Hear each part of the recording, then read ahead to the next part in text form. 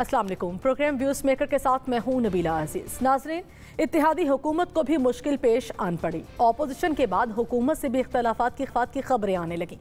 Chairman NADRA और chairman PCB के मामले पर पीपल्स पार्टी और मुस्लिम लीग नून में इख्तलाफात पैदा हो गए हैं। दूसरी तरफ आसिफ अली जरदारी ने आइंदा इंतखाबात के लिए अपना मंशूर पेश कर दिया। अब सवाल ये है कि क्या आने वाले दिनों में पंजाब और पीपल्स पार्टी में इख्तलाफ बढ़ सकता है। मैं अपने मेहमानों का आपसे तारुफ करवा देती हूँ। अंबर शमसी हमारे साथ होंगी, इम्तियाज़ गुल साहब हमें ज्वाइन कर रखे हैं, मुजम्मल सोहरवर्दी साहब भी हमारे साथ होंगे, असद महमूद साहब भी हमारे साथ मौजूद होंगे। सबसे पहले मैं मुजम्मल सोहरवर्दी साहब आपकी जानिब आना चाहूँगी। आप कहिएगा, अब जिस तरह से ये बात सामने आ रही है पीपल्स पार्टी और नून लीग के दरमियान इख्तलाफात बढ़ने की, क्या समझते हैं कि नून लीग और पीपल्स पार्टी के दरमियान आने वाले दिनों में ये इख्तलाफात मज़ीद बढ़ सकते हैं? क्योंकि आजकल हम देख रहे हैं बहुत ही नरम गोशा रखते हैं ये दोनों एक दूसरे के लिए। ये इन्होंने एक दूसरे के खिलाफ इलेक्शन लड़ना है। मैंने पहले भी कई दफ़ा आपके प्रोग्राम में कहा है जी कि पीपल्स पार्टी और पीडीएम अलग हैं और इन सब जमातों ने अलग अलग इलेक्शन लड़ना है। ये कोई इंतखाबी इत्तेहाद तो नहीं है। जब इंतखाबी इत्तेहाद नहीं है तो सब ने अपना अपना इलेक्शन लड़ना है, तो एक दूसरे के ख़िलाफ़ मंशूर भी पेश करेंगे, एक दूसरे अपना अपना एजेंडा लेके आवाम के पास भी जाएंगे और एक हेल्दी ऑपोजिशन एक दूसरे के ख़िलाफ़ करेंगे।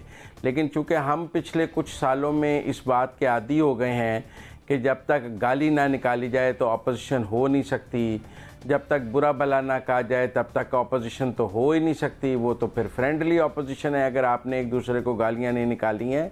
लेकिन मेरे ख़्याल में पाकिस्तान की सियासत में सैनिटी वापस आएगी, प्रवेल करेगी और हम देखेंगे कि सियासी इख्तलाफ भी अखलाकी हदूद के दायरे में हो सकेगा। और ये ज़रूरी नहीं है कि आप सियासी इख्तलाफ के लिए एक दूसरे को गालियां निकालें और बिलो दी बेल्ट। लेकिन माजी में तो हम यही सियासत देखते आए हैं इन दोनों जमातों के मुकाबले पे इलेक्शन लड़ना नहीं। मेरे ख्याल में आप कोई 90 की दिहाई की बात कर रहे हैं। मैं बात कर रहा हूँ कि चार्टर ऑफ डेमोक्रेसी के बाद जब दोनों ने आपस में तय कर लिया था, उसके बाद काफ़ी हद तक दोनों सियासी जमातें आपस में चल रही थीं। जो तीसरी सियासी जमात पीटीआई आई, उसके आने से मुल्क का सियासी माहौल काफ़ी ख़राब हुआ। धरनों की सियासत, गालिम गलूच की सियासत, इलेक्शन करीब आ रहा है। अपना अपना अभी आज आप इस प्रोग्राम के दौरान ही आसिफ जरदारी साहब जिस फंक्शन से ख़िताब कर रहे थे वो उसमें चार्टर ऑफ इकॉनमी की बात कर रहे थे कि अब हमें आगे चल के चार्टर ऑफ इकॉनमी करना पड़ेगा, उसके बगैर मुल्क आगे नहीं चल सकता। तो अगर चार्टर ऑफ इकॉनमी करना है तो वो तो सब सियासी जमातों ने मिलकर करना है। इसका मतलब मईशत पर एक मुश्तरका एजेंडे की बात भी है और अलग अलग इलेक्शन लड़ने की बात भी है। It's a healthy political atmosphere और मैं समझता हूँ कि सैनिटी वापस प्रिवेल करेगी, तहजीब वापस आएगी, अखलाकी हदूद वापस आएंगी, गालम गलोच ख़त्म होगी और एक दूसरे के ख़िलाफ़ इलेक्शन भी लड़ा जाएगा। और हमें अपनी नौजवान नस्ल को ये बताना है कि इख्तलाफ सिर्फ गालम गलूच या बुरा भला कहना नहीं है। आप अपने मंशूर और एजेंडे की बुनियाद पर भी एक दूसरे से इख्तलाफ कर सकते हैं। मंशूर और एजेंडे की बुनियाद पर भी इख्तलाफ कर सकते हैं। अंबर शमसी, आप कहिएगा, अब जरदारी साहब सामने आ रहे हैं और बार बार एक ही बात उनकी जानिब से कही जा रही है कि मईशत की बेहतरी बहुत ज़रूरी है और कुछ तज्ज़ियात भी उनकी जानिब से किए जा रहे हैं कि आसिफ जरदारी ने अपना ये तज्ज़िया 2023 इलेक्शन के लिए संभाल रखा है। ये मज़ेदार सवाल है। देखिए, ज़ाहिर है हमें मालूम है कि जब ये मौजूदा इत्तेहादी हुकूमत बनी थी तो जो फाइनेंस का मामला था वो पाकिस्तान मुस्लिम लीग नवाज को दे दिया गया था। और आप देखें कि उसका उस वक्त भी हम बहुत सारे तज्ज़ियाकार भी बात कर रहे थे कि उसका नुकसान ही हुआ पाकिस्तान मुस्लिम लीग नवाज को, इसलिए क्योंकि उस वक्त अभी ताज़ा जो पेट्रोल सब्सिडी है वो लागू की गई थी। शौकत तरीन साहब के पास पैसे नहीं थे लेकिन उन्होंने फिर भी लागू कर दिए। IMF के साथ जो मुआहदा था वो सवालिया निशान था और अब भी है। और इन मुश्किल हालात में जब हर तरफ से इतने ज़्यादा प्रेशर्स हों, मेरे ख्याल में कि नून लीग का भी संभालना, और बार बार यही कहा जा रहा था कि हमने बड़ा सियासी उसकी कीमत चुकाई है।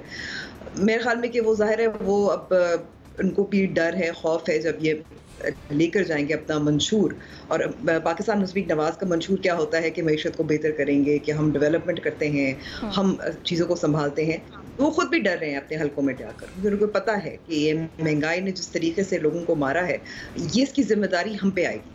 जरदारी साहब और पाकिस्तान पीपल्स पार्टी जहां अपना कराची में और सिंध में, स्पेशली अर्बन सिंध में जहां उनका ज़रा कमज़ोर था, यहाँ अपने ये हल्के मजबूत कर रहे हैं। साथ साथ पंजाब में आप देखें कि किस तरीके से, लेकिन महंगाई तो वहाँ पर भी है, बाकियात जो हैं वो उनके पास आना कुछ शामिल भी हो रहे हैं पंजाब में। और साथ साथ अब जरदारी साहब एक और जो हल्का है, और वो जाहिर है बिजनेस कम्युनिटी है, उनसे भी इंगेज कर रहे हैं, चार्टर ऑफ इकोनॉमी की बात कर रहे हैं। सो इससे यही लग रहा है कि यही मेरे ख्याल में कि इससे कोई और अंदाज़ा तो नहीं है, यकीन है कि वो अपनी अलग डगर पे चलेंगे। लेकिन खुश आइन बात यह है कि अभी भी चार्टर ऑफ इकोनॉमी की बात हो रही है, यानी कि वो जो एक आइडिया था जो 2018 में भी फ्लोट किया गया था शहबाज शरीफ साहब की तरफ से, इट्स नॉट डेड। मेरे ख्याल में कुछ हद तक ज़रूरत है, हालांकि ये भी मैं कहूँगी कि हर एक सियासी जमात का अपना मंशूर होता है, अपनी इकोनॉमिक आइडियोलॉजी भी होती है, उसके तहत वो काम करते हैं। लेकिन अगर कुछ बेयर मिनिमम हो, आपको एक पे मिसाल देती हूँ कि जब बार बार हुकूमतें चाहती हैं कि जैसे जो डेड एसेट्स हैं, यानी कि PIA उसका मिसाल है, जो लॉस मेकिंग हमारे पास जो एंटिटीज़ हैं उनको बेचने की कोशिश करे, तो दूसरी सियासी अपोजिशन जमातें उसका यूनियंस के साथ होती हैं। मुझे याद है कि पाकिस्तान पीपल्स पार्टी ने मुखालफत की थी, पाकिस्तान तहरीक इंसाफ ने मुखालफत की थी।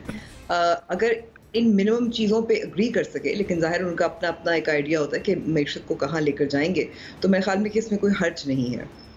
ठीक है, इसमें कोई हर्ज नहीं है। असद महमूद साहब, आप कहिएगा, एक जानिब आसिफ अली जरदारी साहब अपना मंशूर देते नज़र आ रहे हैं और दूसरी जानिब कुछ इख्तलाफात भी सामने आ रहे हैं, इलेक्शन की तारीख पर भी इख्तलाफात सामने आ रहे हैं। अभी हालिया उनका एक बयान सामने आया कि उन्होंने कहा कि 2 माह में इलेक्शन नहीं करवा सकते, तभी होंगे जब वो चाहेंगे। आप क्या समझते हैं उनके इस बयान को भी और मौशी सूरत हाल के हवाले से भी उनके बयान को? बिस्मिल्लाहिर्रहमानिर्रहीम। Nabila, thank you so much. बिल्कुल, मैं समझता हूँ कि ये तो पाकिस्तान ने इतना नादर हीरा आवड़ से कि छुपा हुआ था, ये तो सबके सामने तो आए नहीं। ये अब पता चला कि इनसे बेहतर तो कोई लीडरशिप पाकिस्तान के अंदर है ही कोई नहीं। आप इमेजिन करें, यानी 98, 99 ये 2000 के अंदर वो जेल के अंदर किताबें पढ़ते रहे, और वो किताबें उनको अब समझ आई कि नहीं जी, मैंने इसको 100 बिलियन की जो इकानमी है, जो फॉरेक्स रिजर्व है, इसको मैंने करना किस तरीके से है। और मेरा ख्याल है इस सारी चीज़ को देखने के लिए दिस इज़ गुड इनफ कि इनका ट्रैक रिकॉर्ड देख लिया जाए पीपल्स पार्टी का। जिस तरीके से इन्होंने 15 साल सिंध को, चाहे अर्बन है चाहे रूरल है, बिल्कुल बराबरी की बुनियाद पर जिस तरीके से रूल किया और रियून किया, मेरा ख्याल है वो किसी से ढका छुपा एक लिहाज से नहीं है। एक और चीज़ मैं आपसे अर्ज़ करूँगा, ये अब क्योंकि इलेक्शन का सीज़न शुरू हो चुका है, ठीक है, अब नहीं तो 2 महीने 4 महीने बाद, अच्छा अब आप इनको ना बड़ा मीठा मीठा आप इनको बोलता हुआ देखेंगे, इनके चेहरे पे एक मुस्कुराहट होगी। वाई? बिकॉज अब इन्होंने कोशिश करेंगे कि अपने वोटर्स को मिसमराइज़ करें। अगर आपको याद हो, बड़ा अरसा पहले और अभी भी कभी कभी सोशल मीडिया पे आप देखते हैं कि एक्चुअली इन्होंने रेड कारपेट डाल दिए हैं वोटर्स को परसू करने के लिए।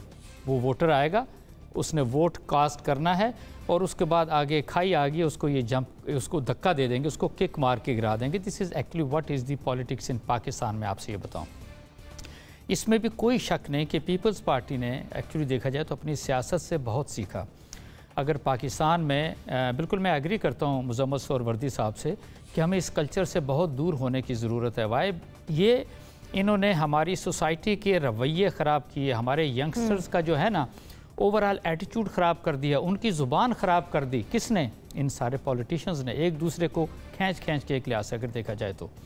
लेकिन मैं ये ज़रूर कहूँगा कि इस गालम गलोच का जो सबसे ज़्यादा शिकार हुई ना, वो सिर्फ पीपल्स पार्टी है। और मैं ये ज़रूर मैं इसको कहूँगा कि पीपल्स पार्टी ने सफ़र भी बहुत किया। यानी आप देख लें, उनके लीडर की बात करें, जुल्फ़िकार अली भुट्टो को हैंग कर दिया गया, मोहतरमा बेनज़ीर भुट्टो की जिन सर्कमस्टांसेस के अंदर शहादत हुई, और उसके साथ साथ इसके बावजूद भी इस पार्टी के अंदर ये चीज़ है कि यस, पाकिस्तान के साथ, पाकिस्तान के लोगों के साथ, इर्रेस्पेक्टिव ये इन्होंने करप्शन की, सारा कुछ किया, worst governance, bad governance, whatever it is, लेकिन एटलीस्ट ये जुड़े रहे पाकिस्तान के साथ। तो क्या असद महमूद साहब जो रवैये हैं वो वोट बैंक भी बढ़ा सकते हैं?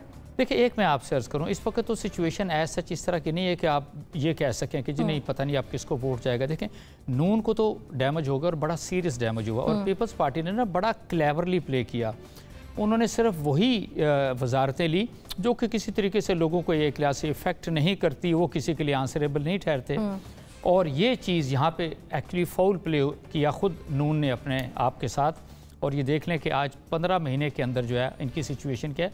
जो दूसरी ज़रूरी चीज़ है कि भाई ये बड़ी हैरानी की बात है, यानी आप इसको सियासतदानों की हिपोक्रेसी कहेंगे, मुनाफकत कहेंगे कि आसिफ जरदारी अब 14 महीने के बाद जब पाकिस्तान का बेड़ा गर्क हो गया, so that mean he was neither sincere with PDM nor with Noon की बात करें स्पेशली, या फिर पाकिस्तानी अवाम के साथ। और अब जब इलेक्शन हो रहे हैं एंड ये अंडरस्टैंड कीजिए PTI बड़ा सख्त एक लिहाज से ज़ीर अताब है, उन्होंने कहा जी नहीं मैं तो देखें मैं तो आपको 100 बिलियन एक लिहाज से करके दे दूंगा।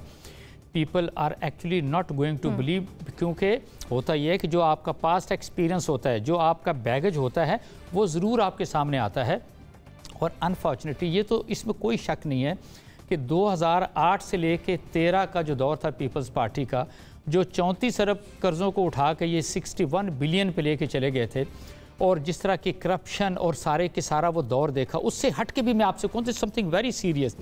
आपको याद होगा Hussain Haqqani was the ambassador था अमेरिका के अंदर, और जिस तरीके से ब्लैक वाटर को वीज़े जो है वो डायरेक्टली दिए जाते थे, पाकिस्तान में तो किसी को पता ही नहीं होता था, और ब्लैक वाटर को जिस तरीके से पाकिस्तान में एंटर किया गया, so you can make out ये दिस इज समथिंग इम्पोर्टेंट कि ये चीज़ें हम सबके सामने होनी चाहिए, और ऐसा नहीं है कि आप ये कहें नहीं माजी से पीछे हो सकते। अंबर शम्सी कहिएगा, अब अगर देखा जाए पंजाब में आसिफ अली जरदारी भी मौजूद हैं, और उनकी जानिब से ये कहा जा रहा है कि पंजाब में हम अपने कदम जमाएंगे, और साथ साथ ये भी देखा जा रहा है कि पंजाब में नून लीग की हुकूमत भी रही है। तो नून लीग, पीपल्स पार्टी, PTI और एक जहांगीर तरीन ग्रुप, ये 4 जमातें इस वक्त सामने आ रही हैं। क्या समझती हैं किसको ज़्यादा स्पेस मिलेगी?